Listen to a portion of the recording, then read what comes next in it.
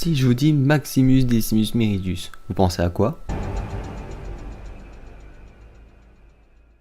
Gladiator est un film américo-britannique de Ridley Scott, sorti le 20 juin 2000, avec un budget s'élevant à plus de 103 millions de dollars. Maximus Decimus Meridius, général romain renommé, mène une nouvelle fois les légions de l'empereur Marc Aurèle à la victoire en ce jour de bataille en pays germanique.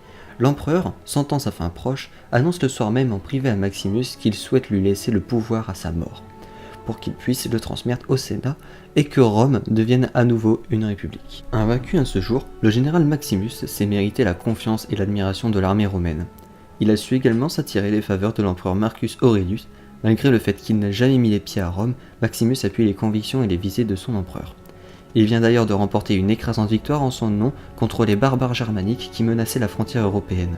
Mais les succès de Maximus qui plaisent tant à l'empereur ne trouvent pas le même enthousiasme chez son fils, Commode.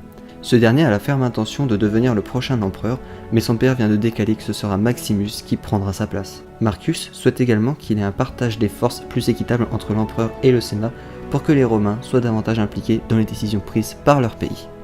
Ce rêve s'appelle Rome. Il le chérit depuis toujours, mais personne d'autre que lui n'y croit, la corruption ayant pris le dessus dans la capitale.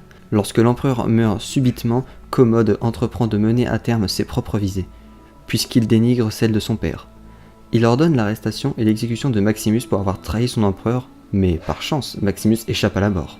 Blessé et détruit psychologiquement, il perd connaissance et un marchand d'esclaves le ramasse. Son sort est alors pire que la mort, il sera envoyé dans l'arène, là où les gladiateurs combattent et meurent pour le plaisir de la foule. La très grande majorité du temps, pour ne pas dire toujours, aucun gladiateur n'en sort vivant, la violence des combats étant implacable. Ce résumé touche à sa fin car tout simplement la suite serait du spoil, je vous laisserai découvrir par vous-même. La prochaine fois on s'attaquera à une série, un petit indice, 35-56.